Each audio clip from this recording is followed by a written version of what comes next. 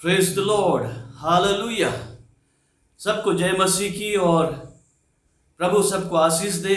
आज का यह दिन यहोवा ने हमारे लिए बनाया है, तो आओ हम उसमें आनंदित हों और मगन हों, उसके नाम के हमद से तारीफ करें और उसके उपकारों को स्मरण करते हुए आइए हम धन्यवाद करें। भजनकार कहता है, पवित्रता से शोभायमान होकर यहोवा को दंडवत करो। हे सारी पृथ्वी के लोगों, उसके सामने कांपते रहो। हालेलुया, प्रभु के नाम की महिमा हो। आज सुबह हमारे लिए अवसर है कि हम उस जिंदा खुदावन को, जिसने हमें यहाँ तक पहुँचाया है, जिसके अनुग्रह साथ हम जिंदा हैं, सांस ले रहे हैं, उसके नाम की तारीफ करें, हमद करें, सताइश करें और उसको धन्य कहें जो उसने हमें यहाँ तक पहुँचाया है। घोर विपत्ति के बीच में वो हमारा रोशनी, हालेलुया। घोर अंधेरों में से होकर जब हम गुजरते हैं तो परमेश्वर की उपस्थिति हमारे साथ रहती है। उसके नाम की हमद सिताइश हो, उसके नाम की तारीफ हो। हम गाएंगे, तुझको यीशु भर देगा आशीषों से, एक ही वह तो सहारा है कष्टों और आंसुओं में। हालेलुया। मुझे उम्मीद है कि आप सबको ये गीत आता है। मेरे साथ मिलकर के आइए हम गीत गाते हुए अपने प्रभु के नाम की तारीफ करें और उसके नाम के हमद सिताइश करें। हालेलुया, खुदावन के नाम की महिमा हो। Hallelujah, thank you Jesus. Hallelujah.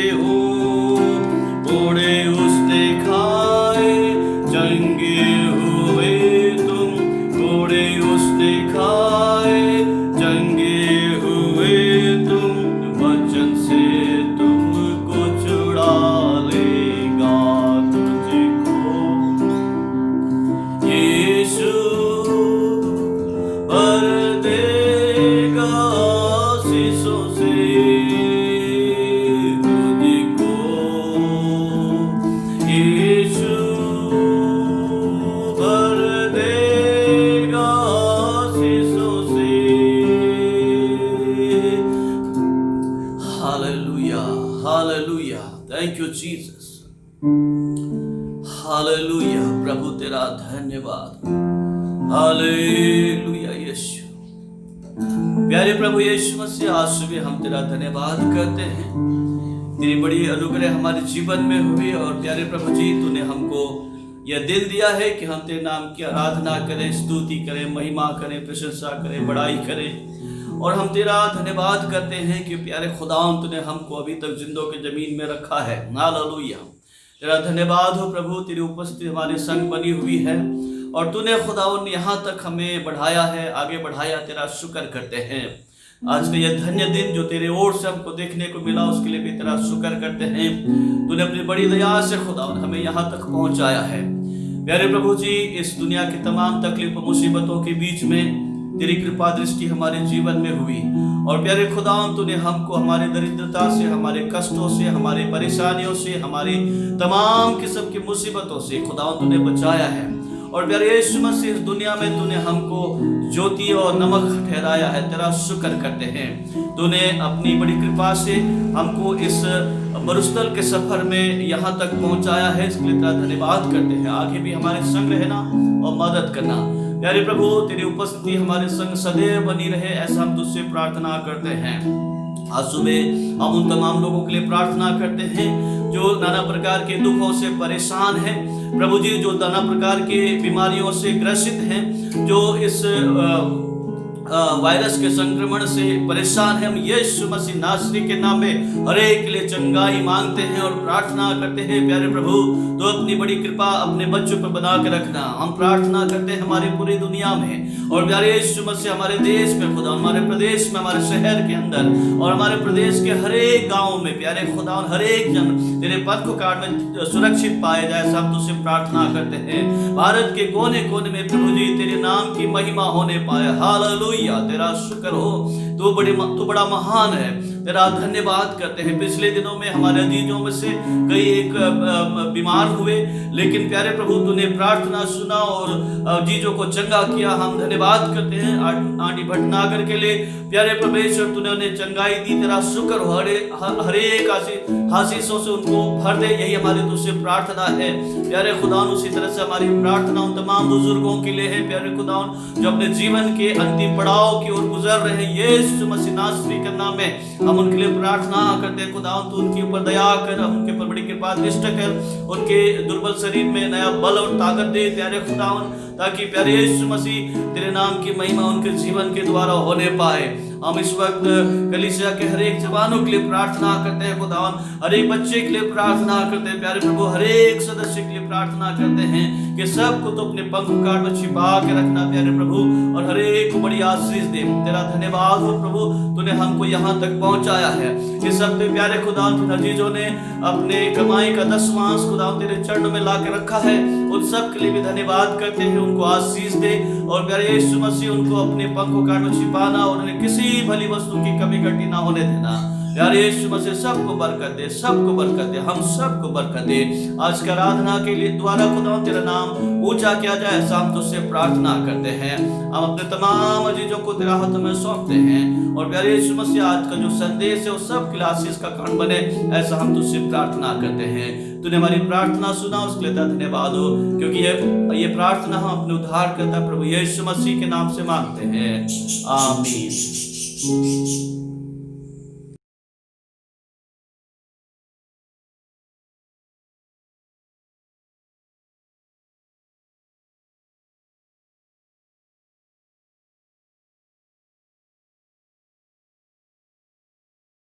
Praise the Lord, hallelujah. खुदावन यीशु मसीह के नाम की महिमा हो, जिसके अनुग्रह और कृपा से आज का दिन हमको देखने को मिला है। उस परमेश्वर ने हमारी यहाँ तक रक्षा की है और तमाम विपत्ति समस्याओं के बीच में उसने अपने नाम को हमारे द्वारा ऊंचा किया है। इसलिए आइए हम उसका शुक्र करें, उसकी तारीफ़ करें और जितना हो सके हम उसके निकटता में बने रहें, उससे लिपटे रहें और उससे हर रोज़ सामर्थ्य प्राप्त करते रहें, ताकि जो चुनौतियां हमारे सामने आती हैं उनका सामना हम दृढ़ता पूर्वक कर सकें।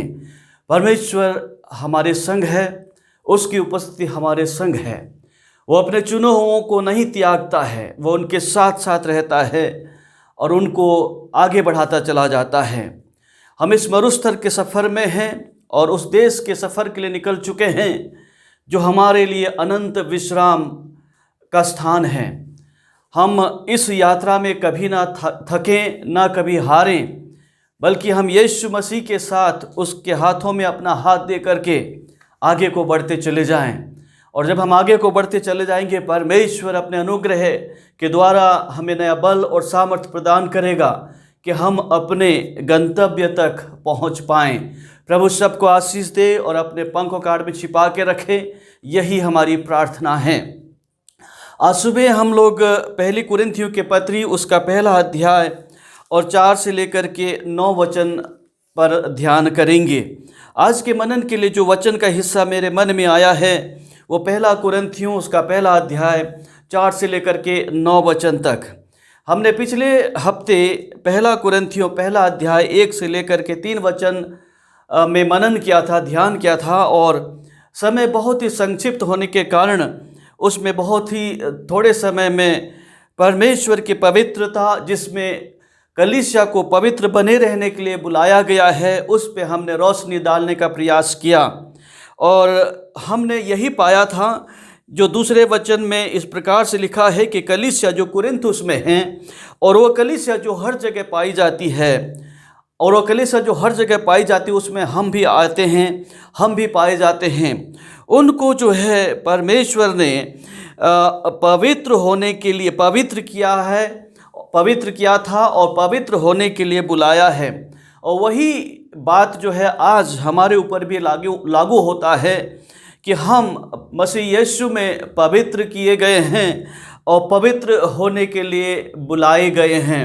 अर्थात हमको पवित्र बने रहना है और हर दिन की चुनौतियों में जैसा भी कुछ भी क्यों ना हो, उसमें हम अपने जीवन को पवित्र ठहराएं। मैं जल्दी से जो पिछले हफ्ते हमने बातचीत किया था उसका सारांश आपके सामने रखना चाहूँ कि पवित्र होने का आखिर अर्थ क्या है। पवित्र होने का मतलब है आप भिन्न हों, अलग दिखाई दे। ये बड़ा कठिन बात है कि जिस समाज में हम रहते हैं उस समाज में रहते हुए हम अलग कैसे दिखाई दे सकते हैं। यह हमारे लिए चुनौती है और उस चुनौतियों को सामना हमें करना है। To be holy is to be distinct, to be separate from the society. और ये हमारे लिए बहुत ज़रूरी है कि हम भिन्न किस प्रकार से दिखाई देते हैं।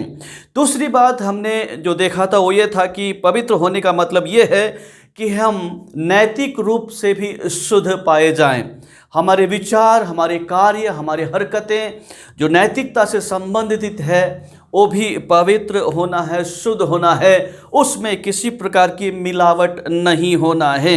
और तीसरी बात जो हमने देखा था वो है for God to be holy is for him to be holy in relation to every aspect of his nature and character. परमेश्वर के लिए पवित्र होने का मतलब है कि हम परमेश्वर के हर एक चरित्र में, उसके गुणों में जैसा वो है वैसा ही हम भी पाए जाएं। और ये सारी चीज़ें हैं जो कलीसिया को करने के लिए कहा गया है। अब हम परमेश्वर के जो नेचर है या गुण हैं या उसकी जो पवित्रता है उससे कैसा हम संबंधित रखते हैं।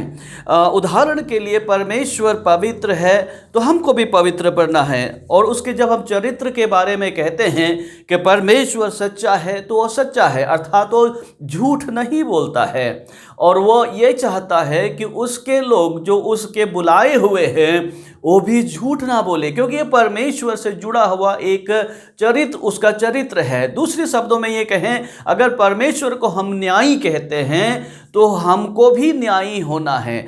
हम किसी का मुंह देखा न्याय नहीं चुका सकते हैं। अर्थात अगर वो एक पैसा वाला बड़ा आदमी है और उसका केस अगर किसी वकील को डील करना है तो क्योंकि वो बड़ा आदमी है, पैसा उसके पास है, शोहरत है, ऐश हो आराम है, तो उसको जो है किसी प्रकार का नुकसान नहीं होना चाहिए। यद्यपि उसने पाप किया हो या गलत काम किया हो, दोषी ठहराया गया हो, ऐसा नहीं होना है। अगर हम मसीह के जन हैं, परमेश्वर के बुलाए हुए लोग हैं, तो अगर परमेश्वर न्यायी है तो वो पवित्रता, वो गुण जो है हमारे अंदर भी दिखाई देना चाहिए। ये बहुत बड़ी चुनौती आज कलीसिया के लिए है, जिसका हमको अनुमोदन करना है।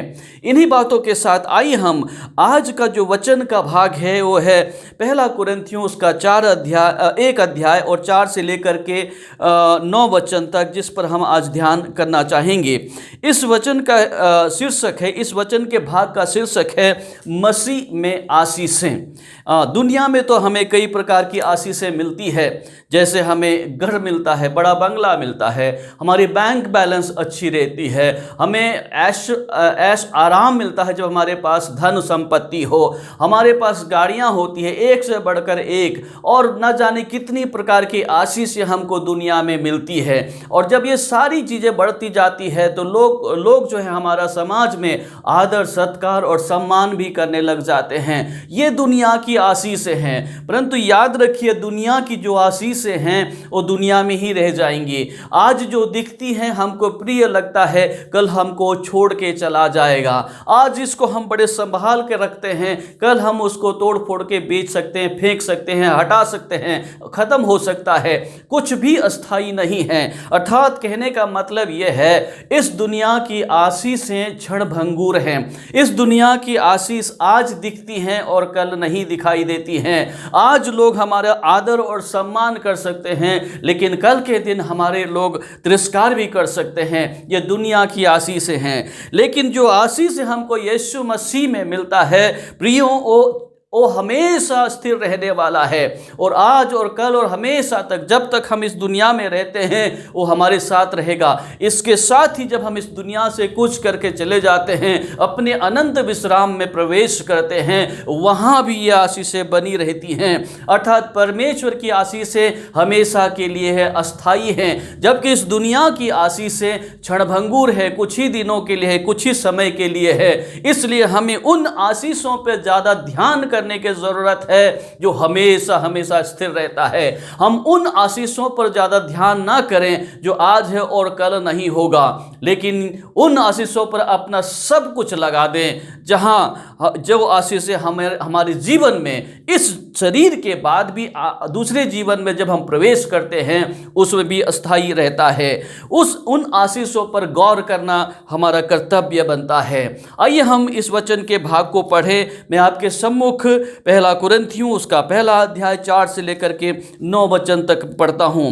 यहां पर लिखा हुआ है, मैं तुम्हारे विषय में अपने परमेश्वर का धन्यवाद करता हूं, इसलिए कि परमेश्वर का यह अनुग्रह तुम पर मसीह यीशु में हुआ कि उसमें होकर तुम हर बात में अर्थात सारे वचन और सारे ज्ञान में धनी किए गए, कि मसीह की गवाही तुम में पक्की निकली, यहाँ तक कि किसी वरदान में तुम्हें घटी नहीं, और तुम हमारे प्रभु यीशु मसीह के प्रकट होने की बाट जोते रहते हो। वह तुम्हें अंत तक दृढ़ भी करेगा, और तुम हमारे प्रभु यीशु मसीह के दिन में निर्दोष ठहरोगे। परमेश्वर सच्चा है, जिसने तुमको अपने पुत्र हमारे प्रभु यीशु मसीह के संगति में बुलाया है। हालेलुया। परमेश्वर अपने वचन और के पढ़े जाने पर आशीष दे। आइए हम इस वचन पर ध्यान करें कि परमेश्वर की आशीषें हम में किस प्रकार की हैं। मैंने कहा कि भौतिक आशीषें इस दुनिया की हैं और यहीं पर रह जाती हैं। कुछ समय हमें शांति, आनंद, प्रेम और ये सारी चीज़ें दे सकती है, लेकिन एक दिन ये होता है कि ये सब चीज़ें छोड़ देती हैं। या तो हम उनको छोड़ देते हैं या वो हमें छोड़ देते हैं। आज जिसको हम गले लगाते हैं, कल हमको गुड बाय कह के चला जाता है। लेकिन पर प्रभु यीशु में परमेश्वर की जो आशीष से हमें प्रतिज्ञा किया गया है वो चिरस्थायी हैं। और इसीलिए आज सुबह का जो वचन का भाग है उसमें हम गौर करेंगे। पौलुस अक्सर जब भी अपनी पत्री लिखता है और विश्वासियों को संबोधित करता है तो उनके लिए खुदावन का वो धन्यवाद करता है। ये बहुत ज़रूरी है। और जब भी ये अवसर उसको मिला तो उसने खुदावन का धन्यवाद करना नहीं छोड़ा, क्योंकि ये विश्वासियों के लिए वो सब कुछ करता था और उनके लिए वो प्रार्थना दिन और रात करता था। इसीलिए कहता सदा मैं तुम्हारे लिए धन्यवाद करता हूँ, परमेश्वर के अनुग्रह का धन्यवाद करता हूँ। अब उसके बाद वो जो है एक के बाद एक आशीष जो हमको परमेश्वर में मिलता है उसको सूचीबद्ध करता है। सबसे पहले यह है कि वचन और सारी ज्ञान में धनी किए गए हैं। जो लोग प्रभु यीशु मसीह में हैं, जो लोग प्रभु यीशु मसीह, जिन लोगों को प्रभु यीशु मसीह ने बुलाया, अपनाया, अपना कह के ठहराया, उनके लिए खुदावन ने जो आशीष दिया है वो अपरंपार है।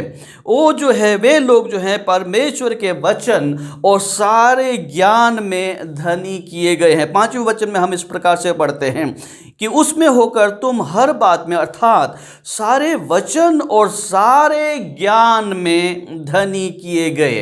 अब इसको समझने के लिए हमें 27 वचन पढ़ना पड़ेगा। पहला अध्याय के 27 वचन में लिखा है, परंतु परमेश्वर ने जगत के मूर्खों को चुन लिया। ध्यान दीजिए, यहाँ पर बहुत स्पष्ट रूप से लिखा है कि परमेश्वर ने जगत के मूर्खों को चुन लिया है। अब ये मूर्ख कौन है? अफकोर्स यहाँ से ऊपर के वचनों में अगर हम विश्लेषण करें, उसका अनुवाद करें और उसकी व्याख्या करें तो हमको यहाँ पर दो किस्म के लोग दिखाई देते हैं। अन्य 3-4 जातीय लोग हैं यहाँ पर, जैसे अन्य जाति लोग हैं, रोमी लोग हैं, यहूदी लोग हैं, यूनानी लोग हैं, ये सारे लोग हैं। लेकिन उन सारी चीज़ों को छोड़ते हुए हम अपने संदर्भ में आएंगे। यहाँ पर लिखा है कि परमेश्वर ने जगत के मूर्खों को चुन लिया है कि ज्ञानवानों को लज्जित करे, और परमेश्वर ने जगत के निर्बलों को चुन लिया है कि बलवानों को लज्जित करे। परमेश्वर ने जगत के मूर्खों को चुन लिया है। इसको उसका और भी ज़्यादा विश्लेषण करने के लिए हमको प्रेरितों के काम की किताब में आना पड़ेगा और उसका 4 अध्याय और 13 वचन में जब हम पढ़ेंगे तो हमको समझ में आएगा कि इस वचन का सार्थक क्या है, इस वचन का सही अर्थ क्या है कि परमेश्वर ने जगत के मूर्खों को चुन लिया है। परमेश्वर ने कहाँ के जगत के मूर्खों को चुन लिया है? तो प्रेरितों के काम की किताब उसका 4 अध्याय और हम 13 वचन में इस प्रकार से पढ़ते हैं जो इस बात को स्पष्ट करता है कि ये जगत के मूर्ख आखिर कौन हैं। 4 अध्याय में लिखा हुआ, 4 अध्याय के 13 वचन में लिखा हुआ है, जब उन्होंने पतरस और यूहन्ना का साहस देखा और यह जाना कि ये अनपढ़ और साधारण मनुष्य हैं तो आश्चर्य किया। हालेलुया। अब इससे पहले इस बात को भी समझने के लिए हमें 3 अध्याय में आना पड़ेगा प्रेरितों के काम की किताब में, जहाँ पर हमको ये देखने को मिलता है कि यूहन्ना और पतरस जब दुआ करने, प्रार्थना करने के लिए मंदिर की ओर जा रहे थे, वो भी दिन के 3 पहर, तो उन्हें मंदिर में जाते समय एक लंगड़ा व्यक्ति मिला। एक जन्म के लंगड़े को लोग ला रहे थे। वे लोग एक जन्म के लंगड़े को ला रहे थे जिसको वे प्रतिदिन मंदिर के उस द्वार पर जो सुंदर कहलाता है बैठा देते थे कि वह मंदिर में जाने वालों से भीख मांगे। ये एक वृत्तांत यहाँ से शुरू होता है और मुझे मालूम है आप सब परमेश्वर के वचन जानने वाले लोग हैं, पढ़ते हैं, और इसीलिए मुझे पूरा पढ़ने की ज़रूरत नहीं है। कहने का मतलब ये है कि एक घटना यहाँ पर घटित होती है जिसमें 2 साधारण व्यक्ति, जिनके बारे में ये कहा गया है कि अनपढ़ और साधारण थे। अनपढ़ और साधारण मछली पकड़ने वाले एकदम साधारण से व्यक्ति, उनमें कुछ नहीं, कोई एक्स्ट्रा काम नहीं था उनके अंदर, उनमें कोई ऐसा आकर्षण नहीं था। हाँ, कोई भी शायद उनको नहीं पूछता होगा। एक किस्म से बिल्कुल अलग किस्म के लोग थे। और ये दोनों जब मंदिर में तीसरे पहर प्रार्थना करने जा रहे थे और उन्हें ये व्यक्ति मिला जो जन्म से लंगड़ा था, और इन्होंने यीशु मसीह के नाम में जो ज्ञान और सामर्थ प्रभु यीशु मसीह ने उनको दिया था, उसके द्वारा जब उसको चंगा किया तो लोगों में बड़ी खलबली मच गई। और खलबली मचने के बाद ये हुआ कि ये दोनों पकड़े गए, और जब इनकी जांच पड़ताल की गई तो पता चला कि ये तो अनपढ़ हैं और साधारण लोग हैं, लेकिन इनके द्वारा परमेश्वर इतना बड़ा बड़ा काम करता है। किस प्रकार से हुआ, लोगों ने आश्चर्य किया। अजीजों, परमेश्वर ने अपनी कलीसिया को, हम सब को अपने वचन और सारे ज्ञान में धनी किया है, हमें बड़े अमीर बनाया है। और इसीलिए तो यहाँ पर हमको हमने जब 27 वचन पढ़ा कि परमेश्वर ने जगत के मूर्खों को चुन लिया, और प्रेरितों के काम की किताब 4 अध्याय 13 वचन में देखा तो बिल्कुल साधारण और मूर्ख व्यक्ति के श्रेणी में जो लोग गिने जाते थे, जब उनके ऊपर परमेश्वर के आत्मा का सामर्थ्य आया तो साधारण अनपढ़ व्यक्ति ज्ञानवान से भी बढ़कर हो गए। हालेलुया, ये बिल्कुल सत्य है, ये हम सब के साथ है। परमेश्वर ने हमें उस स्थान से उठा के खड़ा किया जहां पर शायद हमें कभी कोई पूछता भी नहीं होगा, जहां पर शायद हमको कोई देखता भी नहीं होगा, और शायद हमको कभी कभी ऐसा लगता है कि अरे क्या फायदा हुआ, मैं मसीह में आ गया हूं। लेकिन अजीजों, आप घबराएं नहीं, ना डरे, ना विचलित हों। परमेश्वर का सारा ज्ञान हमको खुदावन यीशु मसीह में दिया गया है। और ये कुरिन्थियों के विश्वासियों को कहा गया कि तुम्हें जो है वचन और सारे ज्ञान में धनी किया गया है। और प्रियों, आज ये वचन हम में भी सार्थक होता है। परमेश्वर ने भी हमें अपने वचन, अपने पवित्र आत्मा के द्वारा सारे ज्ञान में धनी किया है। हम गरीब नहीं हैं। हो सकता है कि हमारे बैंक में उतना पैसा ना हो सकता है कि हम रोज़ के खाने के लिए संघर्ष करते हों, हो सकता है कि हम समाज में ऐसे लगता है हमको कि हम कुछ भी नहीं हैं। लेकिन घबराने की ज़रूरत नहीं है। खुदावन ने अपना वचन रूपी जो ज्ञान है इस मिट्टी के बर्तन में कूट कूट के भरा है, और उस वचन के द्वारा, उस ज्ञान के द्वारा समय समय पर वो अपनी महिमा प्रकट करता है इस शरीर के द्वारा। हालेलुया। इसलिए आप घबराएं ना ही व्यथित हों। खुदावन के ज्ञान, उसका आत्मा हमारे जीवन में कार्य करता है। दूसरी बात जो आशीष जो खुदावन में हमको मिलता है वो ये है, मसीह की गवाही तुम में पक्की निकले, जो 6 वचन में हमको पढ़ने को मिलता है। हालेलुया। हम रोमियो की पत्री उसका 18 अध्याय में आ जाएं और वहाँ पर हम 2-4 बातें, रोमियो की पत्री उसका 15 अध्याय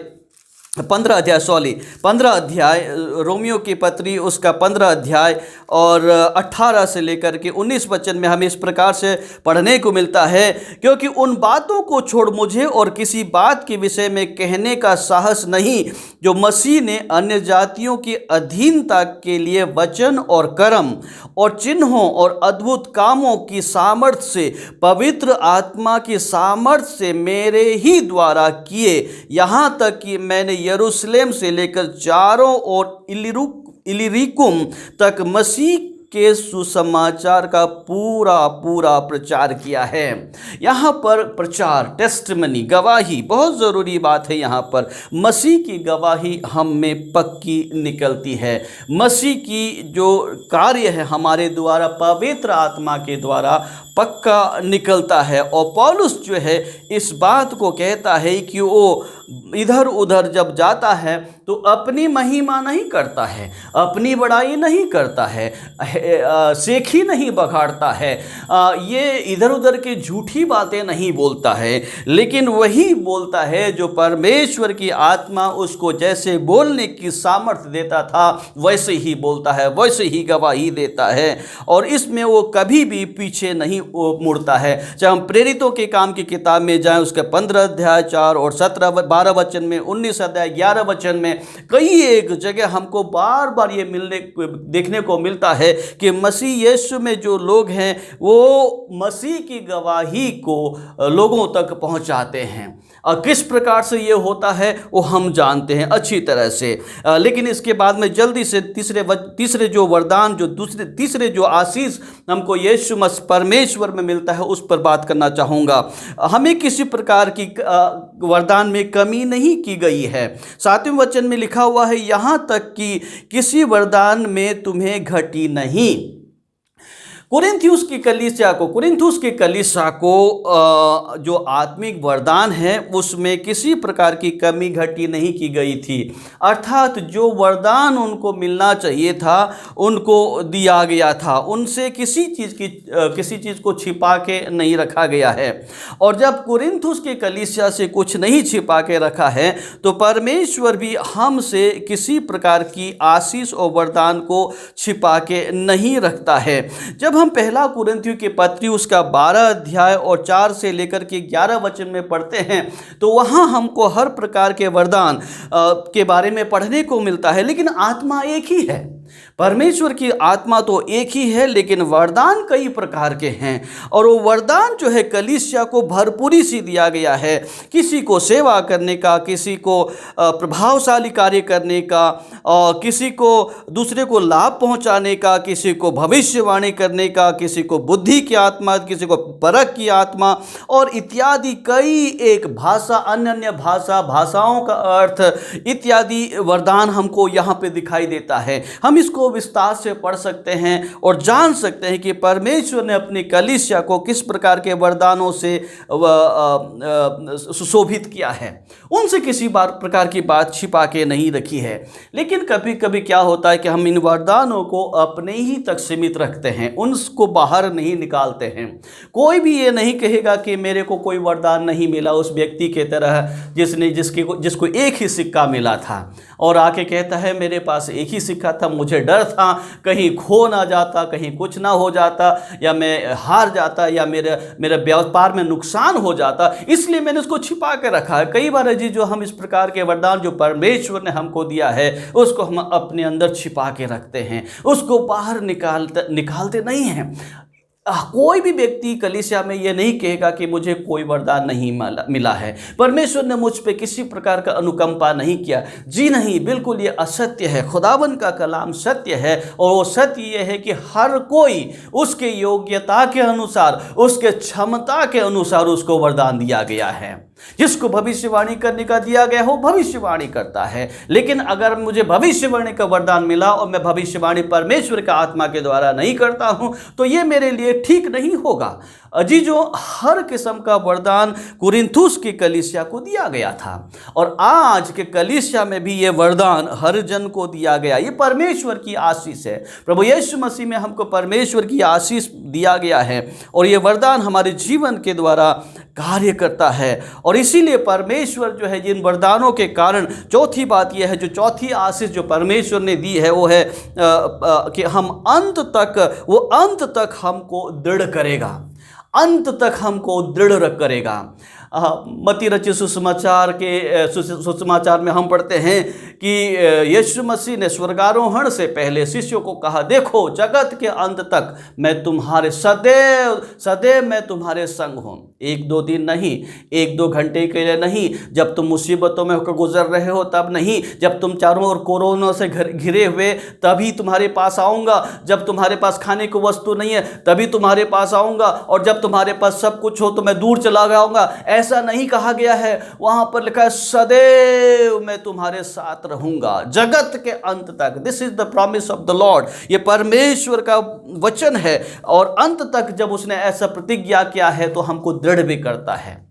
अजी जो इस दुनिया में हमारे सामने चुनौतियां कई हैं, हर रोज हमारे लिए एक चुनौती बनकर आती है, हर दिन हमारे लिए एक चुनौती बनकर आती है। उन चुनौतियों के बीच में हम खड़े रहते हैं और उन चुनौतियों का सामना हम अपने बल और सामर्थ्य से नहीं कर सकते हैं, लेकिन हम यदि परमेश्वर के वरदान जो हमने अभी बातचीत किया हमारे अंदर है, वो परमेश्वर की आशीष जो हमारे अंदर है, जो परमेश्वर का वचन जो हमारे अंदर डाला गया है, वो ज्ञान जो हमारे अंदर डाला गया है, उसको जब हम एक्सरसाइज करते हैं तो परमेश्वर हमको हर रोज की चुनौतियों करने का सामना करने का बल और हिया प्रदान करता है, सामर्थ प्रदान करता है। वो अंत तक हमको दृढ़ करेगा। हालेलुया। भजनकार कहता है चाहे समुद्र फेन उठाए, चाहे समुद्र गरजने लग जाए, चाहे वहां भूचाल आ जाए, सुनामी उत्पन्न हो जाए, जहाज समुद्र में से उठा के जमीन पे फेंक दिए जाएं, चाहे पहाड़ कांपकर समुद्र में गिर जाएं, चाहे हमारे सब कुछ खत्म हो जाए, लेकिन परमेश्वर के डरवैयों को जो परमेश्वर की इच्छा के अनुसार बुलाए गए हैं, जो पवित्र किए गए हैं और पवित्र होने के लिए बुलाए गए हैं, उनको जो आशीष खुदाबंद देता है उसके तहत वो हमेशा ही स्ट्रॉन्ग, बलवान बने रहेंगे और डरेंगे नहीं, ना ही घबराएंगे नहीं, बल्कि वो आगे ही आगे को बढ़ते चली जाएंगे। हालेलुया। परमेश्वर की इन आशीषों को अपने जीवन का हिस्सा बना लीजिए, उसे किनारे मत रख लीजिए, क्योंकि ये वचन का ये जो आशीष है खुदावन ने जो हमको दिया है वो हमारे लिए है, हमारे इस्तेमाल करने के लिए है, उसको छिपा के रखने के लिए नहीं है। प्रभु मदद करे और सहायता करे कि हम उसके आशीषों को अपने जीवन में हर रोज़ गिन पाएँ, ताकि हम उसका धन्यवाद दिल की गहराई से हर रोज़ करने पाएँ। आइए हम प्रार्थना करें। प्यारे परमेश्वर, हम तेरा धन्यवाद करते हैं तेरी बड़े अनुग्रह के लिए, तेरी दया के लिए, तेरे अनुकंपा के लिए, तेरे प्रेम के लिए और तेरी कृपा के लिए। यहाँ तक तूने हमारे संग रह करके हमें दृढ़ किया है, हमारे हाथों को पकड़ रखा है और प्यारे प्रभु जी हमें आगे ही आगे को बढ़ाते चला जाता है। तू हमें जय के उत्सव में लिए फिरता है। हम तेरा धन्यवाद देते हैं आज सुबह के समय के लिए जो तेरे अनुग्रह से हमको देखने को मिला। हम धन्यवाद करते हैं कि तू ही हमारा खुदावन है और प्रभु जी तूने हमें यहाँ तक संभाला है, इसके लिए भी तेरा शुक्र करते हैं। आगे भी हमारे संग रहना, मदद करना और खुदावन ये आशीष और वरदान जो तूने हमको दिया है, जो आशीष हमको तूने दिया है, उनके ऊपर और भी चिंतन करने का अनुग्रह दे और उनको अपने जीवन में साकार करने का अनुग्रह दे। ऐसा हम तुझसे प्रार्थना करते हैं। हम सबको बड़ी आशीष दे। प्रभु यीशु मसीह के नाम से मांगते हैं, आमीन।